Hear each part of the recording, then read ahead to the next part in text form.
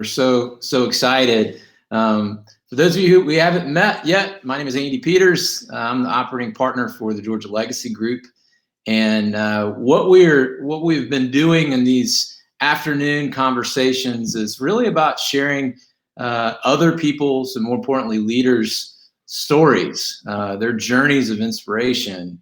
And I am so delighted to have somebody that's not from the real estate space. We're going to throw you a little bit of a curveball here and talk to another great leader within our community, Mr. Ross Mason. Ross, thanks for being here. I'm delighted to be here today. Thank you, Andy.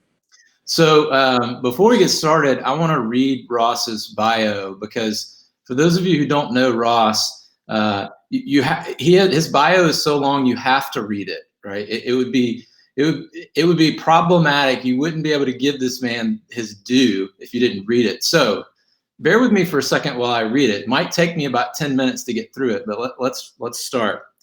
Ross Mason is the former chairman of the Georgia Department of Community Health Board, the third largest health plan in the United States, with a $13.2 billion annual budget and 660,000 covered lives. He is the former chairman of the Metro Atlanta United Way's Health Access Board and former chairman of the board of visitors of Georgia Regents University. He's the current chairman of the Commercialization Advisory Board and serves on the board of directors for the Rick Hansen Institute in Vancouver, British Columbia. He also served on Emory University's Healthcare Advisory Board and as a senior fellow at the Georgia Public Policy Foundation, which is a nonprofit that works to improve the lives of Georgians through public policy that enhances economic opportunity and freedom. He was a member of the Georgia Tech Alumni Association Board of Trustees. Ross holds a bachelor's degree in industrial and systems engineering from Georgia Tech, where he was student body president, and a master's of business administration and finance from the Wharton School. Prior to his accident in 2007, Ross was actively involved in triathlons, rec, cave, and ice diving, surfing, rock and ice climbing, and was a NASCAR trained driver. He lived and worked in San Francisco from 1999 to 2004, where he started and sold a healthcare software company. He also worked for Volkswagen's 280 million euro healthcare venture accelerator fund in Germany, was an associate in private banking at Morgan Stanley, and created a real estate investment and development company, there it is, in Moscow, Russia, that he owned and operated for 12 years. Today, Ross has a consulting firm called Samaritan's Road International, or SRI, and runs a venture philanthropy called the High Impact Network of Responsible Innovators, also called Henry, that focuses on solving today's most difficult healthcare challenges. Ross is currently working on the creation of a global health innovation campus in Atlanta. I'm out of breath. That's wild. So Ross, tell us about you. Where did you grow up? And what did your life look like prior to 2007? I grew up on a peach farm in Madison, Georgia, and went to school in Athens from 6th to 12th grade at least, and then to Georgia Tech.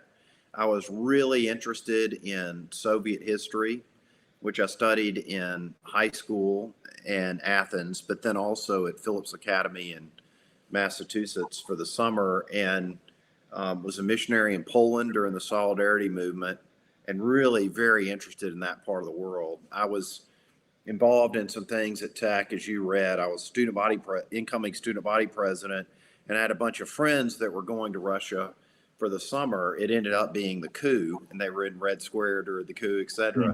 But I couldn't be there, unfortunately, and was fortunate to get into business school out of Georgia Tech, but I didn't want to go. I had started a company in college with some friends. It was an energy efficient lighting company. I really just did business development, and so I decided that I would defer and go to Russia, and did. And I was in the residential real estate business there, which I really enjoyed for 12 years. In my life before, I was fortunate to do a lot of traveling. We started, as you said, an adventure travel company in the Arctic. We were actually the first group to do sport diving without a cage with walrus and polar bears and bowhead whales and narwhals, Greenland shark, Arctic cod. It was really a lot of fun. And I got involved in healthcare because of a visit to Africa. Visited some friends that had started a hospital where 86% of the patients had AIDS. And that was really a game changer for me. One of the nurses was living in a house smaller than a one car garage with a dirt floor, raising 22 kids that were all of her cousins, nieces, nephews, siblings who had died of AIDS. She didn't have any of her own biological children, but she was related to all these 22 kids that she was raising. And that was the summer of '99, and that's really what got me involved in healthcare. And Henry, I created to sort of combine that experience, the Silicon Valley, working in the AIDS hospital in Africa, with working as an angel investor in Silicon Valley. So I started and sold a company in healthcare software, but then got involved in angel investing. And I really saw how critical angels were to the development of the ecosystem in Silicon Valley. I worked with an angel who did 432 deals in 5 years, and he and his two partners were the first non-friends and family money into Google, Facebook, Twitter, LinkedIn, Groupon, Ask Jeeves, OpenTable, Red Envelope, a bunch of pretty prominent, or later became prominent internet companies. And I really, what they were doing to accelerate the entrepreneurial ecosystem in helping entrepreneurs write business plans, put their boards together, get their first customers, establish strategic partnerships, really mentoring them through the process as seasoned operators, to get it to scale where a big venture firm could come in and write a large enough check to make sense. I felt like that was really needed in philanthropy, and I started Henry to try to do in philanthropy or create in philanthropy the kind of acceleration and commitment to innovation and collaboration that I had encountered in the angel investment space. And I moved back to Georgia in '04 because I thought Atlanta was uniquely positioned to be the leader in global health innovation. And I wanted to build in Atlanta the kind of innovation campus that we did in Germany, the kind of venture ecosystem and health innovation campus. And I've been trying to do that for the last 15 years by creating these areas of excellence. If you think about Silicon Valley, there are a lot of elements to the ecosystem that make them exceptional.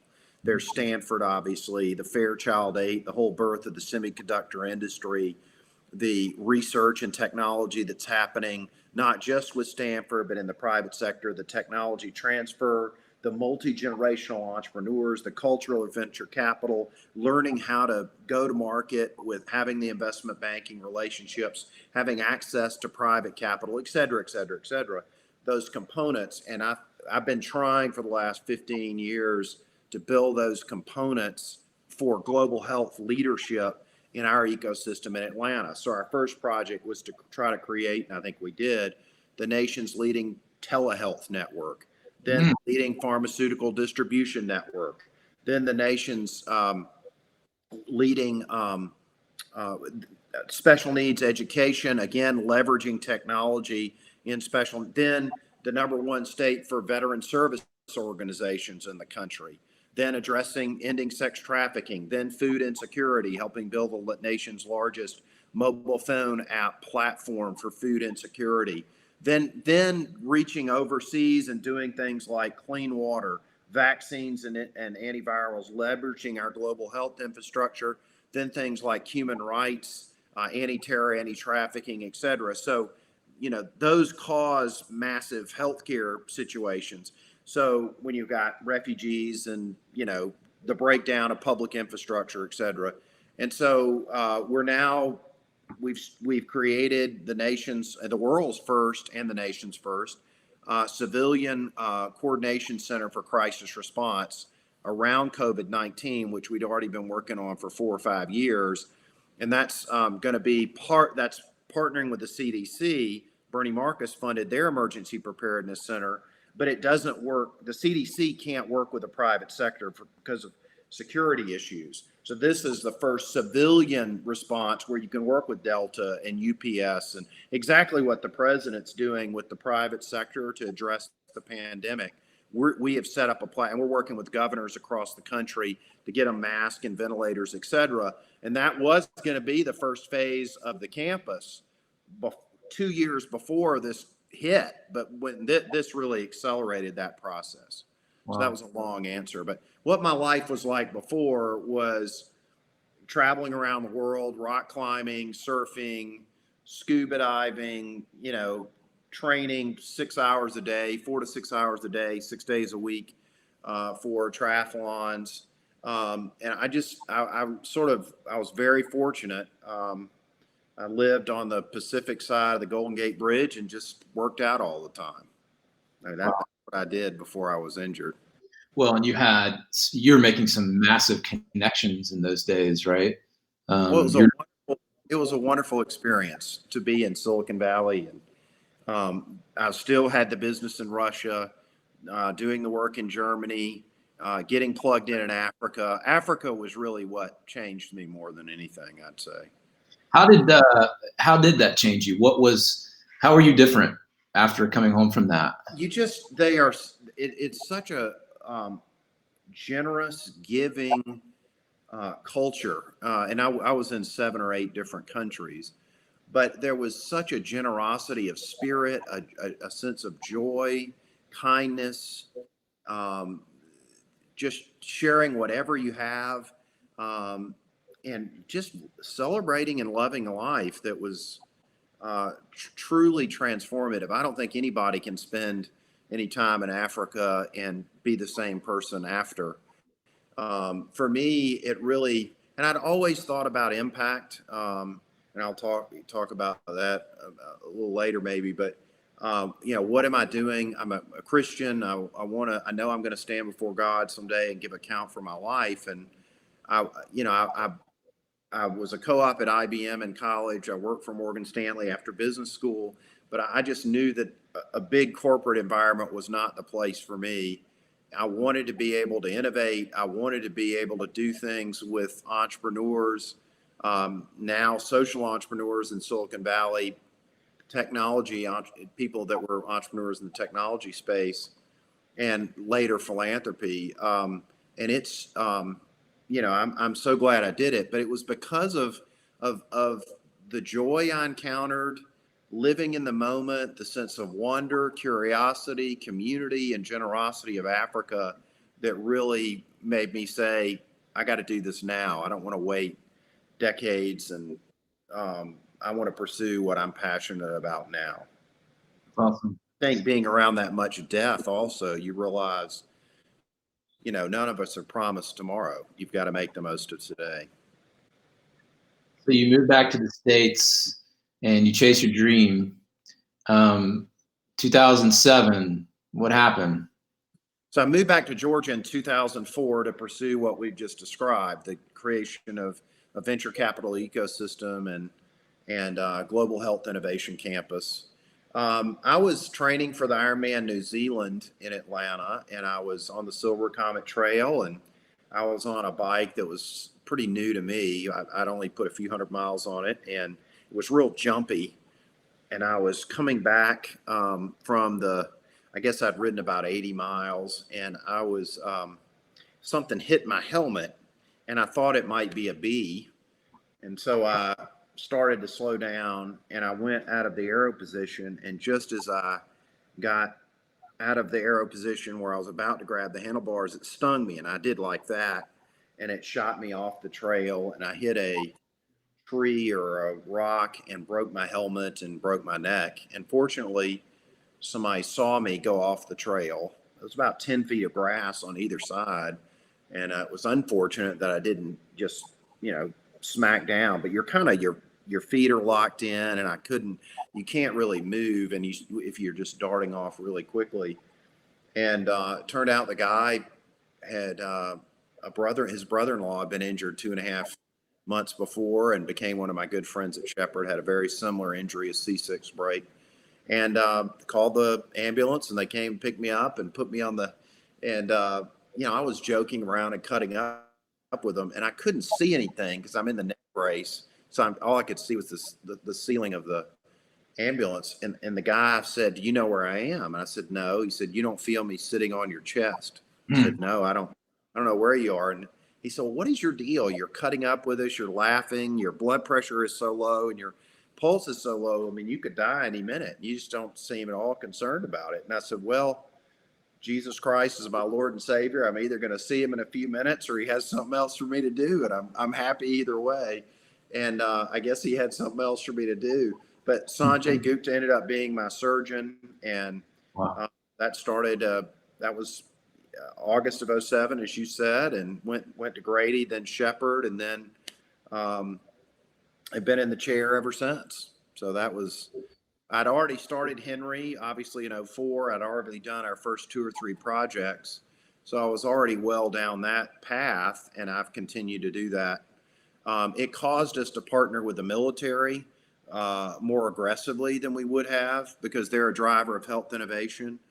And 75% of the people with my kind of injury are walking again in China, but they're not in the United States. Insurance, we classify people as complete or incomplete injuries. If you're a complete injury, meaning no function or sensation below the break, we teach people to be disabled. The insurance industry lobbied to hand you off to Medicare after the first 2 years. So they're incented to pay for as little as possible, to take as little risk as possible, because they don't bear the long-term consequences of whatever the outcome is.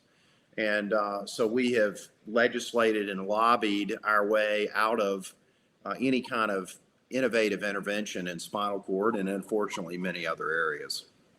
What was, yeah, a lot of people are talking about what a chilling story that is and how horrific for you to go through. What was the prognosis for you, like coming out of that after surgery, going into rehab? What were they telling you? They don't say a lot. They classify you and don't tell you. I was classified as complete. So I'm like, well, why am I not walking on the Locomat? Why am I not doing electrical stimulation? Why am I not doing well, that's just not appropriate for you right now, is what they would say. They wouldn't even be honest about. And then you'd say, well, I'm moving my leg now, or, well, that's just temporary. That's just a spasm. That they would make your therapy fit their classification. And that determines what insurance. But I was fortunate. They didn't, it was less than 50-50 that I would live the first 24 hours. Sanjay said it was the worst break he'd ever seen. He said it looked like I was, hit a underpass on the interstate going 80 to 100 miles an hour. It just really devastated my spinal cord. But I was able to find some innovative treatments that helped restore my stomach muscles, back muscles, and over a 5 to 6 year period. I was eventually able to push out 80, 85 pounds of my legs. But that was all just, reading or networking and talking about research and friends at Stanford or Harvard and MIT or Johns Hopkins, and looking at where sort of the cutting edge was from a clinical trial standpoint. So, I mean, there's a lot more for us to talk about, but I don't want to leave people hanging. Talk to us about the progress that you've made. And I know you mentioned the Locomat, and I've actually had an opportunity to see that, and what an amazing instrument that is. What kind of progress have you made in the last 12 years? Well, I've been really fortunate. I didn't do much other than some sort of peripheral interventions. But then about 10 years in, the science really started changing. I mean, that's when they started, and even when I was first injured, they were getting about 75% of the people with my injury walking in China. But they were starting to do some things with implants that were getting people up and walking, regardless of the severity of the injury. And it clearly was changing. The sort of the event horizon for the possibility of recovery with what artificial intelligence was doing, implants, neural regeneration. So I started swimming, and I swam about 420 miles in a year. I lost about 12 inches off my waist. And we had a donor. We've done a bunch of Henry projects, about just north of a dozen projects in Georgia, around across the country and around the world. And we always do our work for free. I've done Henry for free for over 15 years, because it's easier to get people to collaborate if they don't think you have a financial agenda. You're really focused on innovation. You're not going to stick your hand in their pocket. You're not going after their contacts. You're trying to serve. And so that's what we did. And we had a donor. I attended an event with a guy named Bruce Wilkinson, who wrote a book called The Prayer of Jabez. He's actually written 66 books. And I was introducing him at this event for Westfall Gold. Westfall Gold here in Atlanta has raised over $800 million for nonprofits since 2002, primarily Christian nonprofits. Their goal was to raise $1 billion in 20 years, and they're clearly going to make it. And I was introducing Bruce at this event, and this guy came up to me. He's a former LAPD police officer who had created this real estate company, and just through a miraculous set of circumstances, had become the most profitable real estate company in America during the crisis. He had given this woman a ride to work for 18 months. He just felt like he was supposed to do it. He felt like, she had lost 2 of her family members in a car wreck. And 10 years later, she called him after he'd driven her 45 minutes each way. And she said, Ken, this is your friend Betty. I wanted to make sure you were applying for the funds the government is going to do a program to invest in the real estate market to prop up the economy during the bubble. And he said, well, I wasn't aware of it. And she said, well, I want to make sure you apply. And he said, well, can you tell me, who's in charge of this, or how does it work, or whatever? And she said, well, the person in charge, you're speaking to her. And he ended up winning a $60 billion contract to be the go-between in investing. And so anyway, he was running something called Waterstone to help other families figure out how to give money away. He had a big liquidity event, a big exit. Colliers purchased his company, and he wanted to, he had a month to give the money away. And so he ended up doing Waterstone, and he's giving away about $1 million a week. And he said, I'm going to pay Westfall to do an event for you. You decide what you want to do. And we have been so blessed, and it's all been driven by prayer. We did a golf program with Jack Nicklaus and Tom Cousins with the Augusta National for disabled veterans. We got a $25 million investment in the Warm Springs Hospital to do regeneration for spinal cord injury and other injuries. We had done the free clinic network. I'd stayed up all night praying. I walked back home, and somebody called me out of the blue. The phone was ringing and he funded that whole project. He said, Ross, whatever you're doing, I want to fund it.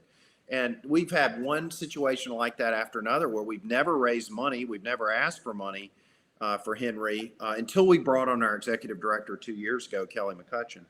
But anyway, so Ken hosted this event, and we were first going to do sex trafficking, ending sex trafficking. The Obama White House asked us to do that. One of my board members told me when Obama and Romney were the nominees, she said, you're going to get a call from the White House, Ross, after the election. I've been praying about Henry, and God wants you to know that you're going to be asked by the president and the new administration to do a project, and God wants you to know that's from him. And so I'm a Republican. I'm conservative. I respect, it's a free country. Vote your conscience, whatever. But I'm not a Democrat, although I'm friends with Andrew Young and work with a lot of Democrats. But they called 6 months after the election and said, we want you to come up for 3 days of meetings and ask us to do this project. So I thought we would do any anti-trafficking, but it turned out that was not the right thing for us to be doing. It became clear. So we ended up doing spinal cord injury. Our chairman is a retired 4-star general with a spinal cord injury. I had one. As you know, Ignacio lives in my basement, or did for 5 years, who was one of the only person in Georgia Tech ROTC history to get the pilot and the navigator slot selected to fly the F-16, one of 5 people in the Southeast. And he graduated #1 in his class in aerospace from Georgia Tech and finance from Georgia State, and got hit by somebody running a red light going 50 miles an hour on his motorcycle, killed him 4 times. He's in a coma for 3 months. His lawyer stole all of his settlement money. His girlfriend stole all of his life savings. And, he moved in with me, and he had been doing the Locomat and work with the Mayo Clinic to do rehab his arm, which totally transformed that part of paralysis. And long story short, we again miraculously ended up raising 113.3 million through that 4-day event. With 3 weeks left, I had 18 high net worth couples coming. You had to have a minimum of 20 to get Westfall to waive their fee. And my brother said, Ross, I met some guy in a snowstorm in New York who's a private banker in Chicago. You should call him. I think he'd be. So I called the guy. He's on a yacht with a client in Greece in the Mediterranean. I've got 3 weeks left. And he goes, yeah. Let me get back from my vacation. I'll help. I'll be back in a week. He calls me the next day. He sent me 27 couples. He said, these are the wealthiest people I know that care about the military and spinal cord. Wow. And 20 of those couples showed up. 3 of them pledged 109.5 million. I'd never met him. I'd never met any of them. So, everything we've ever done has been a miracle of answered prayer with Henry. And it's been a really exciting journey. And we're working hard. As I told you, we're doing the emergency preparedness center leading to the campus. I'm excited about that. That was why I moved here almost 16 years ago. And I've had a few detours, but that finally seems to be coming together. So describe the Locomat for everybody. What is that? What is that thing, and what does it do, and how does it help you? So it's, for somebody like me, obviously I'm like a wet noodle. I mean, if you try to stand me up, I'm just going to crumple, and I can break bones very easily, et cetera, because I'm not doing a lot of weight bearing. Think about somebody that's been in space for a year, who's incredibly healthy as an astronaut, and all that's going to mean for their, musculoskeletal system. I mean, they have huge issues. I mean, I've been in that position for 12 years. Osteoporosis, brittle bones, lack of muscle tone, inability to activate your muscles. Those are all big deals. So it's like a treadmill, but it's got a whole bunch of equipment around it with a tower coming down with a rappelling harness kind of a thing that attaches to your torso and that will support you both from above, but then an exoskeleton from the waist down. And that will then measure, it will allow you then to adjust how much weight bearing you're doing. So you can go from 0 to 100%. Ignacio does 100% weight bearing, which means he's carrying his whole body with his legs, no support from up above. Now, the machine's keeping him from going off side to side, but in terms of bearing the weight, he's doing 100% of it. I do about just north of 50%. And then it will also measure how much of the walking you're doing and the machine is doing. So if you're doing a third of it with your right leg and half of it with your left leg, or et cetera, so you try to incorporate, and I walk 2 hours a day, so about a mile an hour, and I try to increase my weight bearing, and that helps my bone density, helps me lose weight, and I try to increase the amount of function that I'm doing on my own. As a C6 complete injury, I'm supposed to be paralyzed from my collarbones down, so I should technically have no function or sensation below my collarbones.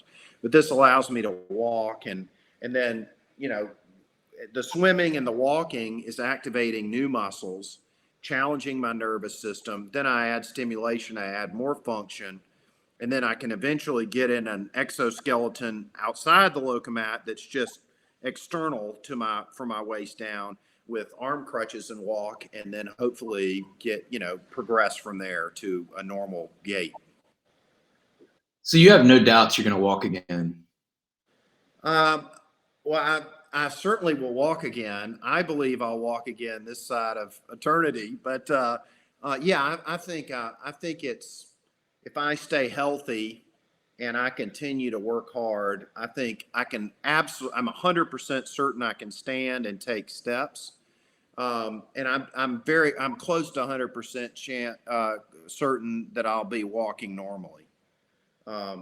Sprinting, that's a little bit different, but walking, I think that's in the next 3 to 5 years. I think there's north of a 90% chance of that. That's miraculous. That's so cool. Very fortunate. Yeah, that's so cool. So let me get back to my questions, man. You and I could talk all day. So many things I want to ask you. Um, what does a bad day look like for you? Well,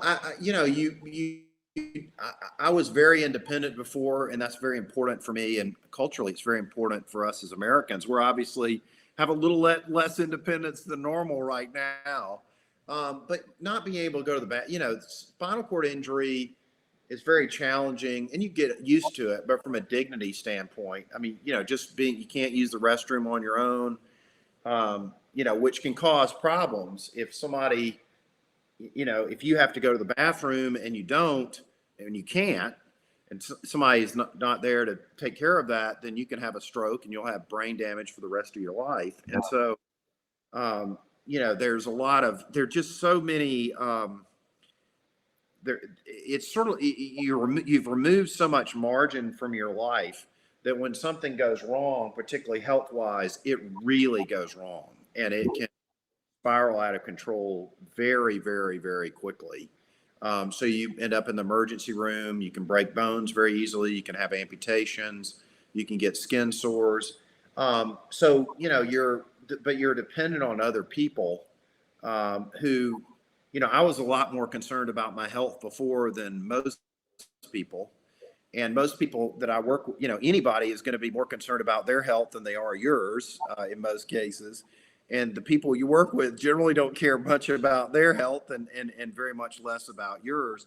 And so you can get into really bad situations. And so a bad day is when just a lot of things go wrong health wise that could have lifelong consequences that were not your decisions. And I think that's, whether it's somebody driving recklessly and having a wreck and you've got to go see how many bones you broke, or somebody who's not answering their phone because they're asleep and now you're worried about having a stroke and should I call 911? It's health thing. It's when things go bad from a health standpoint, and it's gonna you may never be able to speak again, or you may not be able to read anymore, or you may be, mentally incapacitated. I think those are the challenging days when you run up against things that are with where if it continues to go the way it's headed, that's going to be the outcome. Yeah, I hesitate to ask you that question, but I think a lot of us feel like we're going through some bad days. And I just wanted to give them a little bit of perspective on that. What does a good day look like? I love helping other people. With Henry, I sometimes host people often from out of town, and they'll stay at my house for a week or a month, and I'll set up 35 to 50 meetings a week, generally innovators from Silicon Valley or social entrepreneurs from Africa or China or what have you.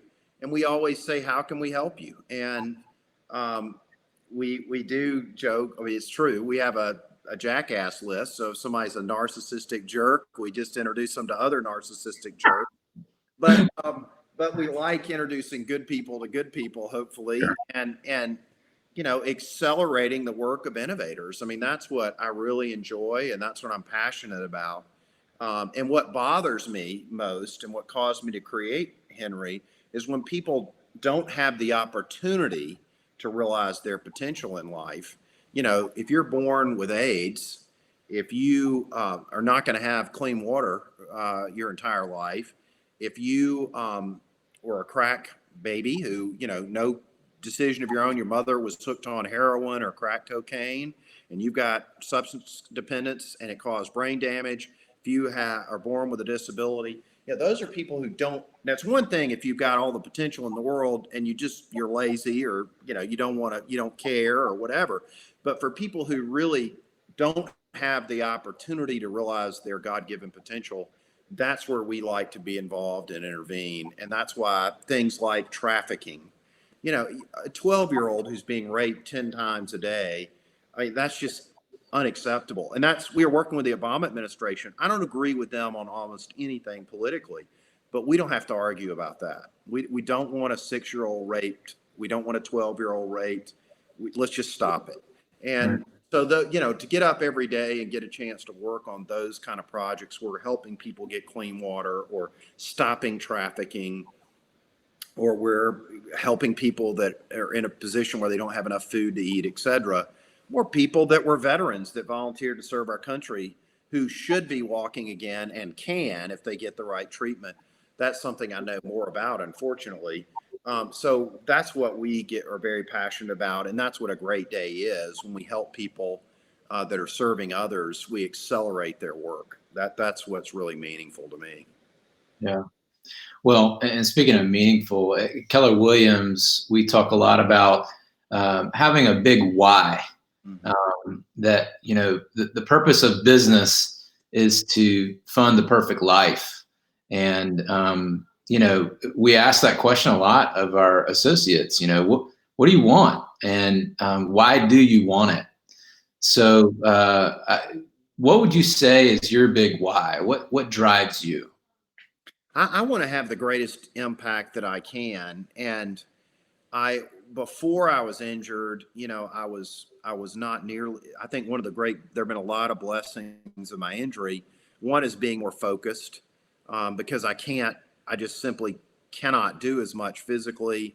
I'm not as distracted. So I think I would have moved a lot. I wouldn't have stayed in Atlanta. I think the obstacles that we faced politically, and philanthropically, in trying to innovate, and even in working with businesses, I don't think I would have persevered through a lot of the challenges, but it forced me to be focused. But to me, it's to have the greatest impact possible. I think my calling is to match the resource with the need, while ministering to giver and recipient by living the gospel with a focus on Christ. And for us and at Henry, the way that's accomplished is to sort of bring together the capital expertise, or the capital resources, commercial expertise of business, the legislative ability, administrative capacity of government, and the compassion and resources and relationships of nonprofits to then affect spiritual, social, and economic Christ-centered change. So that's what I'm thinking when I get up every day. How are we going to accelerate this to have the greatest impact to serve and bless the greatest number of people? And that's what's motivating to me. So talk to me about goals. What are your goals, and how do you set them? How do you go about setting goals?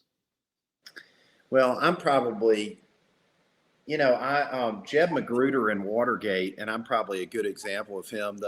The judge said, "Is there anything that you want to say before your sentencing?" You may have heard this quote. You're smiling. And he said, "I feel like, yeah." He said, "Yes, I do want to say something. I feel like and he was, chief counsel of Nixon and doing these things all over the world. And he said, "I feel like I've spent my whole life climbing the ladder of success only to reach the top and realize I was leaning against the wrong wall." And I think I was very goal driven early. I knew when I was 14, I wanted to go to Wharton for business school. I knew when I was 17, I wanted to work at Morgan Stanley in private banking. I knew when I was 19 who I was going to marry. And, all of those turned out to be the wrong wall, for me. And I think with Henry, we do have very tangible goals. I want to create the campus. That's very specific. I mean, that's $1 billion project. The acreage depends on whether you go up or out. But I want to do that $1 billion project. We're working on a cap for the interstate with some different families. It's about a $400 million, not included in that other number. And I want to do a $250 million venture fund around the health innovation to empower social enterprise and innovators. I think what my objective is, and I have very clearly defined financial objectives, but it's to leverage social enterprise where we are creating businesses to employ the vulnerable populations we wish to serve, disabled veterans, the victims of sex trafficking, et cetera. And we're doing it. We have almost a dozen companies where we, through business development or fundraising, or we own the company or a percentage of the company, we're creating these charitable. So first, we want to make Henry financially independent. Second, I want all of the people that have gotten us here, our board members, et cetera, because some of those are private. I mean, those are for-profit and nonprofit. Mhm. I want them to never have to worry about money again, our board and team. And then I want us to be able to give away certain amounts of money a year. And the first goal is 10 million a year. The second would be 100 million a year. And our objective is to get to giving away 100 million a year, which is the equivalent of $1 billion foundation at 5%. You're giving away 50 million a year. That's the equivalent of a $2 billion foundation. From a very tangible, easy to understand goal, that's our objective, to get to the point that we've created the campus, we created venture funds, and our portfolio of social enterprise businesses allows us to give away 100 million a year. That's those are the three goals I would say we're focused on achieving. What a legacy. We'll see. Yeah. Well, you can see it. You've got the vision. Yeah. You definitely have the vision. So you've got some amazing stories, I know, and you've met some tremendous people all over the world. Who have you enjoyed meeting the most, and why? The person that had the greatest impact on me was a woman named Corrie Ten Boom, and I met her when I was 7 years old. I've met a lot of famous people. Met a lot of wealthy people, a lot of billionaires, a lot of former presidents of different countries and royal families around the world. But the most impactful person that I ever met was Corrie Ten Boom. She was her family lived in Holland. Her family had prayed for 100 years that they're Christians, that God would use them to impact the Jewish people. She sheltered Jews during the Holocaust, and her father, they were watchmakers, clockmakers, repair clocks, etc., and they'd done that for over 100 years. And the Nazis were actually afraid of her father. He was so respected in the community. He was 86 years old when they caught him. A neighbor betrayed them. He said that he needed $600 because the Gestapo had arrested his wife, and she got him the 600, not dollars, but whatever whatever their currency was, 600 marks or whatever it was, and gildings, 600 gildings, and he reported her. And the Nazis actually said, the SS to her father, Mr. Ten Boom, we know you're a man of your word. If you tell us you'll stop helping the Jews, we'll leave you alone and you can die here in your bed. He said, if you release me, I will do everything within my power to help God's ancient and chosen people. He died in a gas chamber in less than a week. Corrie was the only family member who survived, smuggled a Bible in miraculously. There's a movie about it called The Hiding Place. But she then was given concentration camps by the German government after the war to work with the disabled and to work with the homeless and the dispossessed. The German government gave her concentration camps and the money to rehabilitate them, to serve the communities around them. And she did it. And she ended up leading one of the worst people that was most responsible for Sister Betsy's death. Came up to her. She spoke all over the world. She was single her whole life, spoke half a dozen languages. And this guy came up, and she knew who it was, and he said, can you forgive me? I've become a Christian. She said, Jesus, please help me. And she said, I knew I had to. I was forgiven. I didn't deserve it. And she said, God just literally lifted her hand. But Corrie talked to me about forgiveness. She talked to me about her life of service. She talked to me about rebuilding. She was not German, but she helped rebuild their society, despite the fact that she spent years in a concentration camp. They killed all of her family members. And God used her to do a work of reconciliation and forgiveness all over the face of the earth. I mean, kind of like we all know about Nelson Mandela, but you're not going to say to Nelson Mandela, you can't ask me to forgive these people. How do you say that to Nelson Mandela? You didn't spend 26 years in prison. And Corrie was like that. She just had a Mother Teresa-like presence where she was just above reproach and was there to love and serve people. And I think that meeting her had an impact on my life that is still the ramifications of which I still don't understand. But I think that was the most important person I've ever met. That's cool. That's perspective, right? That's quite a bit. It is. So talk to me about Henry. What does it look like now, and how can people learn more about it? Where's it going? Well, we're a Christ-centered venture philanthropy. We work with people of all faiths. Our website is hinri.org. That's Henry, the sign that was nailed to the cross. That's the root of who we are. It's the high impact network of responsible innovators. And so we work with people all over the world trying to accelerate serving people in need, leveraging innovation and technology and other resources. And I'll quickly, I don't know how much time we have, but I'll tell you a very quick story. But the way we can get involved, I'm gonna sell my house and donate as much of as I can to Henry and make this the first clinical trial site. Then we're going to partner with Emory on their 160-acre neuro campus. On spinal cord injury, we're going to partner with the Center for Global Health Innovation in Atlanta on the 250 organizations. Our largest corporations, foundations, the CDC, American Cancer, government, and NGOs.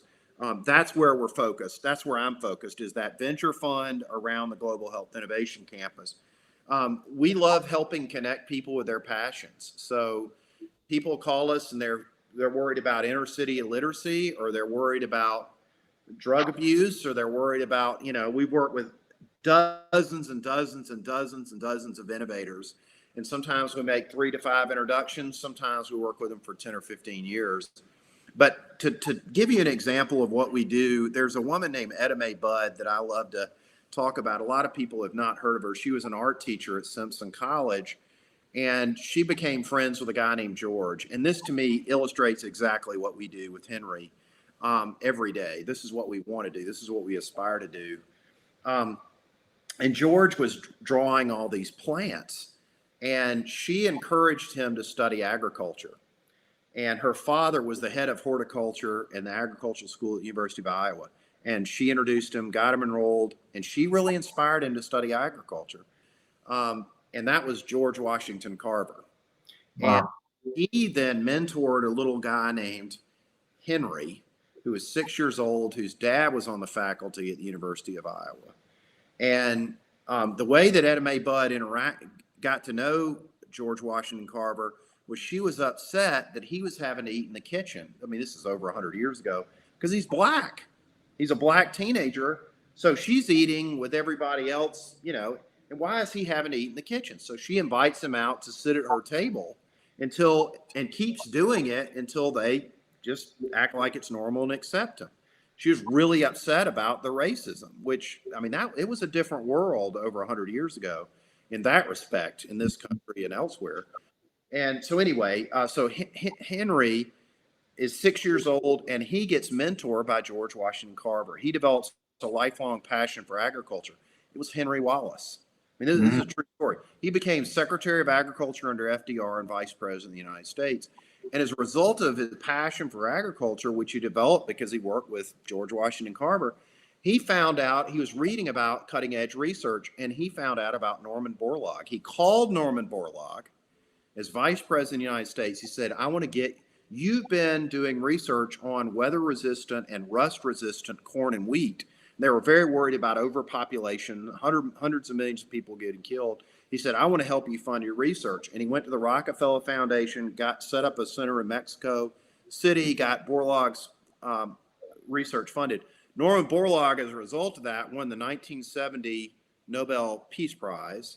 He had already won the Presidential Medal of Freedom and the Congressional Gold Medal. He was only the sixth person in U.S. history to do all three of those. And he was credited in 1970 with saving the lives of over 1 billion people. 1 billion people when he won the Nobel Prize. And the point of the story is that he never would have gotten his research funded if Henry Wallace had not sought him out because of his passion for agriculture, which he wouldn't have had if he hadn't been mentored with George Washington Carver, who never would have been engaged in that research if Etta Mae Budd had not taken time one afternoon to reach across racial, socioeconomic, demographic lines to take an interest in him and help him realize and fulfill his dreams. And that's what we try to do every day. You don't know who the next George Washington Carver or Norman Borlaug or is, and maybe we don't have the gifts to do that, to be the heavyweight champion of the world or the professional athlete or a billionaire. But what we can do is love and serve every day the people God puts to our left and to our right. And I as student body president, shared that with a freshman. I was writing a speech to them and thinking about reflecting on Georgia Tech. And somebody knocked on my door. It was a friend from high school. And I won't go into the long story, but we ended up picking up a hitchhiker, buying her a lunch. She wanted a 6-piece dinner from Long John Silver, and dropping her off at the China Star Motel. We went out and panned for gold and then came back. And we got home. We were exhausted. We'd been in a thunderstorm, and we turned on the news. And I had felt, I've been a missionary in Poland, Africa. I'd never been so compelled to share the gospel with somebody in my entire life. And I just said, I just want you to know that Lynn, that God loves you, sent his son to die for you. That's a free gift. He wants a relationship with you. If you accept that, you can have an eternal relationship with him. And I had done that. And we turned on the news, and when we got back, and there'd been a fire at the China Store Motel, and 4 people had been injured. 1 person died. It was Lynn Jordan, that hitchhiker that we picked up 6 hours before.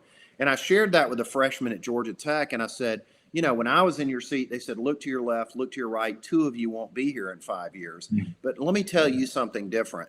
I want you to look to your left and look to your right. That is an eternal child of the living God that is sitting on your left and right. And it's not going to matter whether you graduate from Georgia Tech with a 4.0 or a 2.0, whether you're captain of the football team or homecoming queen, whether you land the best job in the world. At the end of your life, that's not going to matter. What's going to matter is the impact you have in the lives of the people that God puts to your left and to your right. And that's what Henry is about. That's how we measure. It's a very fluid measure, but we just want to have an impact by loving and serving others, helping them to realize their potential, working with innovators, and creating a model of philanthropy based on the angel ecosystem in Silicon Valley and social entrepreneurship, where you fund the overhead and administrative cost of innovative nonprofits with great companies so that you de-risk it for other donors. That's what we're about. Love that. Well, and I've had the great pleasure of a very small initiative that you did. We went in, and I believe there was a family member that was abusing a child that needed some legal help. And we don't always know about the needs, right? Yeah. So I think what Henry has done, I know for me personally, is just made me aware of needs that I can meet. So I think everybody should probably take a look at the organization. If you don't know what to do, if you don't know where to go, maybe you have somebody that gets particularly passionate about one of the initiatives, and you're the person that connects them to Henry. Yep. I think that's an important thing to point out. You guys work with Aiden Cares, I think, don't you? Yeah. I mean, that's a great example. I mean, that's a young man, who's got the ability to spend thousands of hours volunteering. He does, but your professionals don't. But you guys have helped him with his home. He could have lost everything he had. His family could have, and never been able to serve another hour because he's worried about feeding himself. But you guys stepped in around their family and recognized their commitment to our community and beyond, and gave them the opportunity to serve and continue to serve. And that's exactly the kind of thing we want to try to do, is find those innovators and empower them so they're more effective in serving. And I'd be delighted to speak with anybody in your organization, Andy, that wants to reach out. My mobile phone is on the website. My email is on the website, hinri.org. My email is just ross@hinri.org, but anybody can reach out to me at any time. And if they have passions or interest in giving back or serving or want to plug into wonderful organizations that are serving in our community or elsewhere, I'd be delighted to help connect them. That's all we do every day. That's awesome. Yeah, we all need to take advantage of that.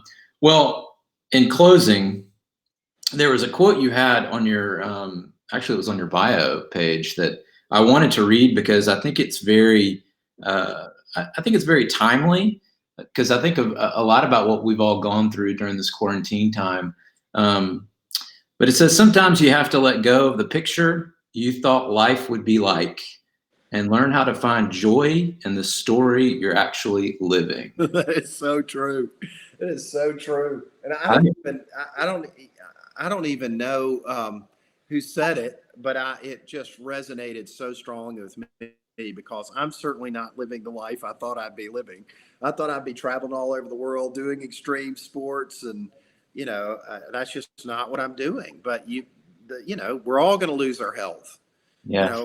All going to, I believe, give account for our lives. But we're certainly all going to lose our health. We're all going to pass on from this wonderful adventure we're all on. And Jim Elliott, who's one of my heroes, who died in South America, he used to say, he's no fool who gives what he cannot keep to gain what he cannot lose. And we're all going to lose our health. We're all going to lose, a lot of the things we value. But the things you can't lose are your attitude, your joy, your sense of gratitude, hope, love for other people, service to other people. The things that mean the most in life, you don't lose, unless you focus on the things that are perishable. And those are, the things that are most important to you. Then you lose the things that really are eternal. And that's the tragedy. And I don't want to make that mistake. And that's what that quote you read is all about. Yeah. Thank you for giving me this opportunity to share today and about Henry, my story, and it's an honor and a privilege. And thank you for what you've done for Aiden and so many others through your kindness, compassion, and generosity to our community. And if I can ever help you guys, and we do all our work for free, so people may accuse us of being incompetent, but hopefully not greedy. But anything we could ever do to help, we'd be delighted to do it. Please call us. You're a light. I appreciate you. Thanks for sharing your story. Thanks for not giving up. Well, I've got so much to live for and even more to be grateful for. But thank you, Andy. I appreciate this opportunity. God bless. Yeah, you too, pal. See you soon. Be well. You too. Bye-bye.